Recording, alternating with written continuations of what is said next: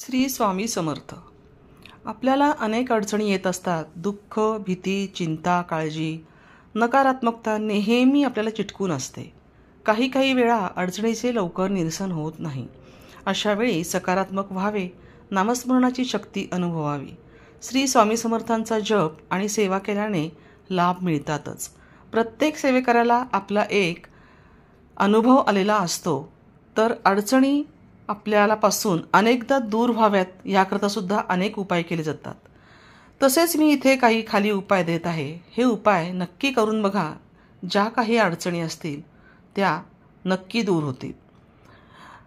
पहिलं म्हणजे दररोज घरात श्री सूक्त पठण केले असता त्या घरात धनधान्याची कधीच कमतरता भासत नाही. तसेच लाल रंगाच्या रिबिनीमध्ये तांब्याचे एक नाणे मुख्य प्रवेशद्वारावर बांधल्यास घरामध्ये सुखशांती आणि धनाची वाढ होते. प्रत्येक गुरुवारी तुळशीस दूध अर्पण केल्यास धनलाभ होतो. नोकरी व्यवसायातील अडचणींसाठी श्री गुरुचरित्राचा 10वा अध्याय रोज वाचावा. कोर्ट कचेरी यांचा फेरा बऱ्याच वेळा त्रासदायक यातना काहींना देऊन जातो. अशावेळी श्री नवनाथ ग्रंथाचा 3रा आणि श्री गुरुचरित्राचा 14वा अध्याय रोज 2 वेळेस वाचावा. त्यामुळे ह्या दोन्ही गोष्टींचे प्रश्न सुटतात. तसेच ज्या घरामध्ये एकतरी भक्तिवान आणि नामस्मरण करणारी व्यक्ती असते त्या घरातलं सर्व कुटुंबीय केवळ त्यांच्यामुळेच तरून जातात. आणि ज्या दिवशी ती व्यक्ती जाते किंवा गेली की वास्तुदोष आणि इतर अडचणींमुळे होणारे त्रास वाढून कुटुंबांना सतत संकटांना सामोरे जावे लागते. शक्य असल्यास श्री स्वामी समर्थांचा जप किंवा तारक मंत्र नियमित बोलावा किंवा त्यांचं रेकॉर्डिंग जरी सुरू ठेवलं घरामध्ये तरीसुद्धा चालतं. फक्त आपल्या कानावर त्यांचं नामस्मरण सतत पडत राहिलं पाहिजे. तुम्हाला बोलता येणं शक्य नसेल किंवा बोलणं शक्य नसेल किंवा तुम्हाला करायचंही नसेल तर निदान रेकॉर्डिंग तुम्ही नक्कीच ऐकू शकता. जेणेकरून तुमच्या कानावरती ह्याचं फक्त नामस्मरण जप आणि तारक मंत्र जप हे तुम्हाला सतत ऐकायला मिळतील. ज्यावेळी आपण स्वयंपाक करतो तेव्हा स्वयंपाक करतेवेळी किंवा इतर महत्त्वाच्या कामांवेळी सतत नामस्मरण करावे. मनुष्य आचार करण्याआधी उच्चार करतो आणि उच्चार करण्याआधी विचार करतो आणि म्हणूनच मानवी प्रगतीस खरा कारणीभूत होतो. विचार हा सुविचार होण्याला ध्यान चिंतनाची आवश्यकता फार असते आणि म्हणून ध्यानधारणा आणि मनचिंतन ह्यालाच फार महत्त्व आहे. तुम्ही जितक्या वेळा मनन कराल, चिंतन कराल, जितक्या वेळा स्वामींचं नाव घ्याल तितके वेळा तुमच्या बाबतीत सदैव पुण्य घडत राहील. अनेक वेळा कामांचा ताण वाढल्यामुळे किंवा इतर अडचणींमुळे रात्री शांत झोप अजिबात लागत नाही. अशावेळी दृष्टदेवतेचे, इष्टदेवतेचे किंवा श्री स्वामी समर्थांचे नामस्मरण करावे. याचसोबत ज्ञानेश्वरी या ग्रंथातील 12व्या अध्यायातील पहिल्या 16 ओळी वाचाव्यात म्हणजे शांत झोप लागते. श्री स्वामी समर्थांचा मंत्राचा जप केल्यामुळे व्यक्तीचे आरोग्य चांगले राहते. माणसांची अनेक आजारापासून सुटकासुद्धा होते. तसेच मनुष्याला मानसिक शांती मिळते आणि मानवी मन शांत राहते.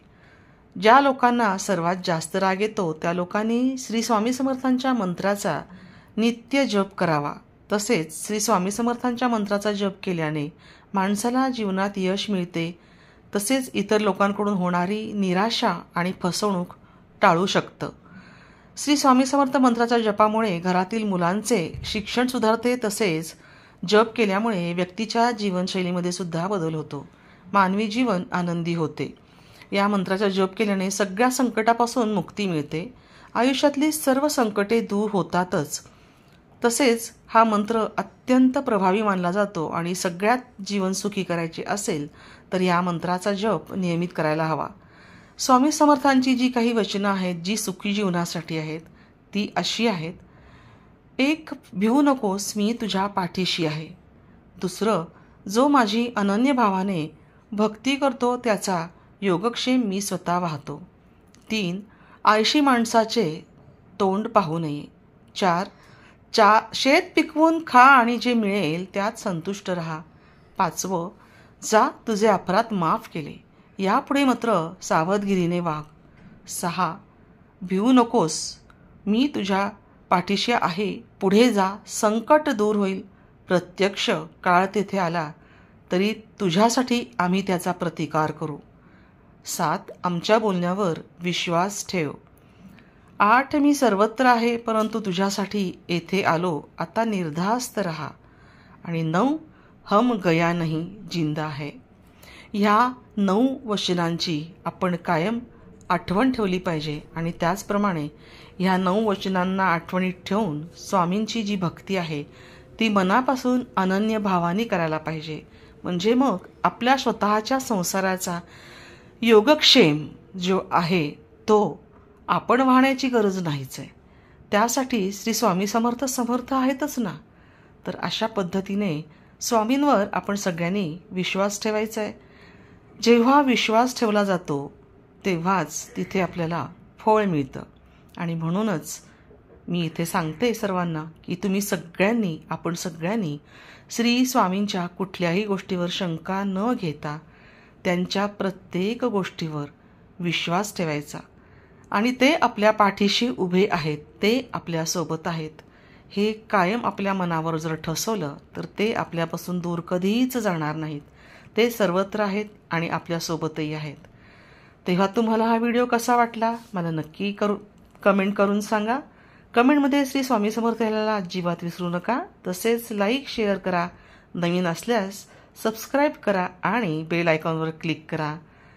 श्री स्वामी समर्थ.